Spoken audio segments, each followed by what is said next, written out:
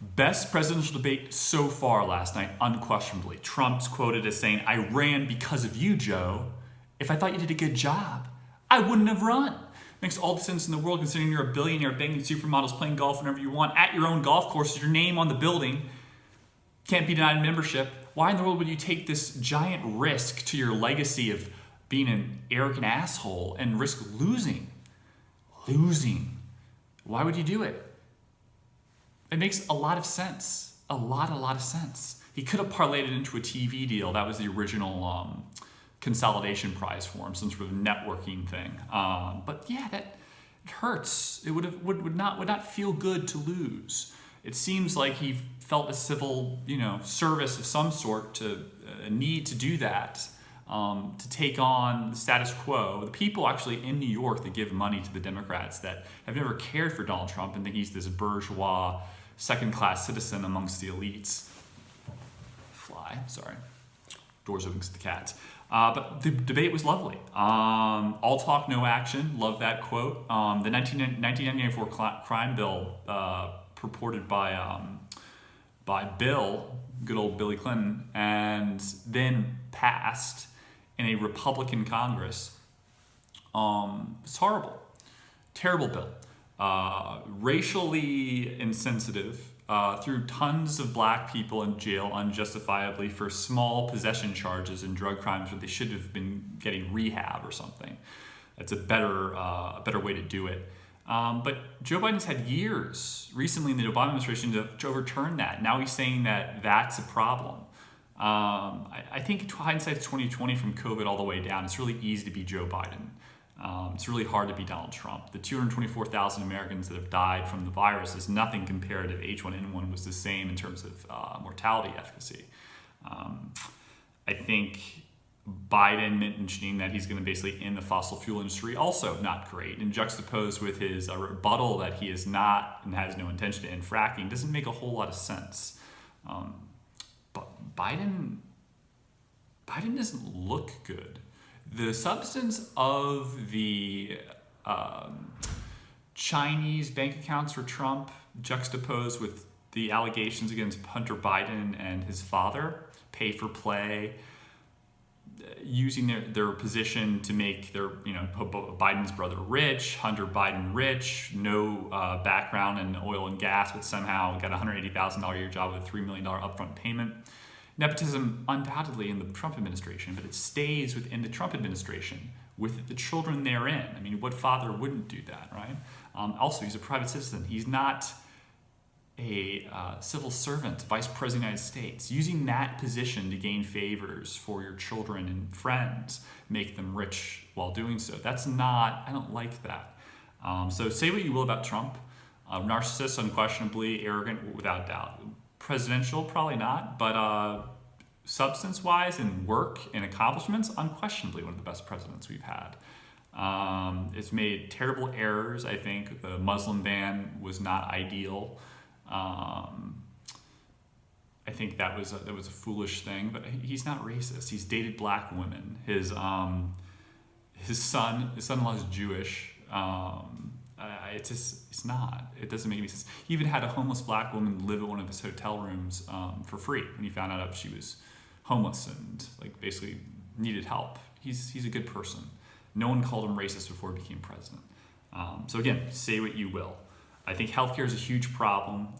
Trump really wanted to have that done in his first term. He couldn't do it because of the Democrats. They wouldn't let him. They were running Congress. It is what it is. Coincidentally, Biden says he'll do X, Y, and Z. And he said, well, I couldn't do X, Y, and Z because I had a Republican Congress at the time. Well, it's like, well, Trump's passed all these reform bills for the African-American community while in office with Nancy Pelosi, the most difficult person in the world to deal with. He didn't get healthcare done, but he's done a lot of things and found some common ground. I think he is withholding monies from Democratic states right now, which is the big issue with the stimulus package, which I think is very important because COVID's going into 2021 without question. The United States needs help. The everyday person needs help. Hours are being cut. Stay-at-home workers, their wages are being slashed because they're not commuting. There's little things that are being done.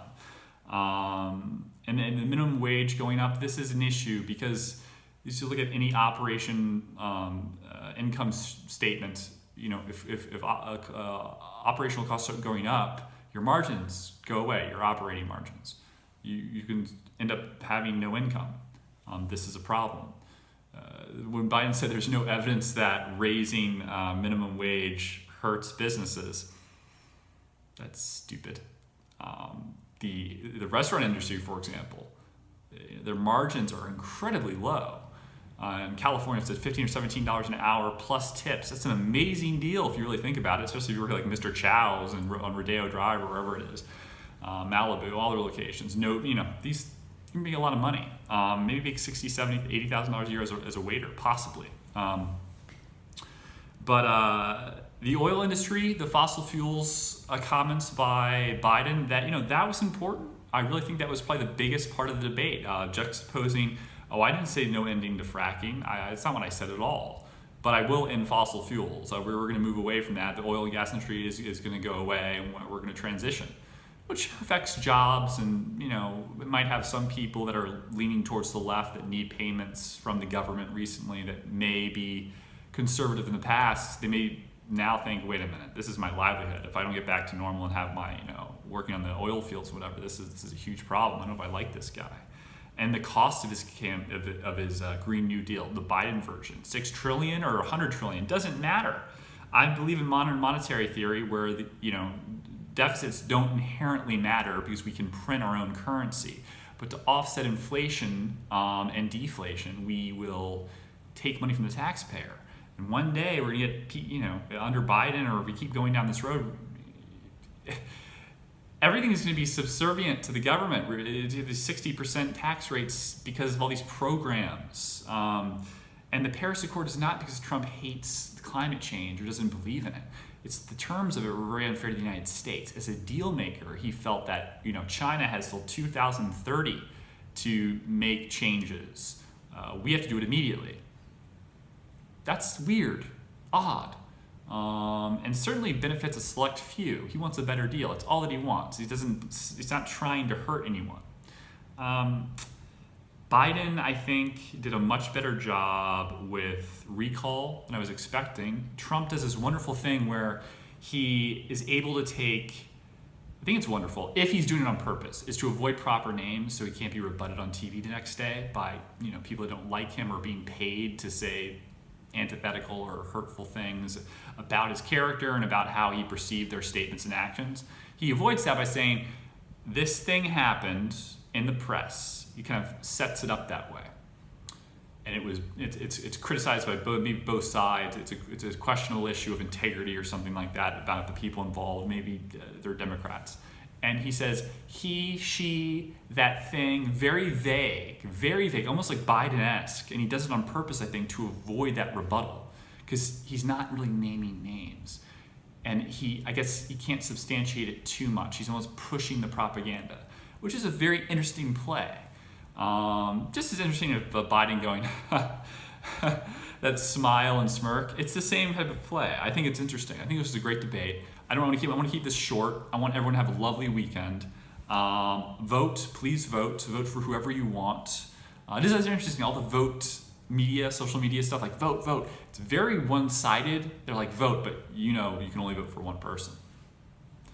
I vote for whoever you wish. Vote for what's ever in your heart, right or wrong. Just kidding. There's no right or wrong. This is what you believe in and what you feel is best for this country going forward. I hope that's based on substance and not on superficiality. I hope. You guys have a lovely weekend. BenBen says bye.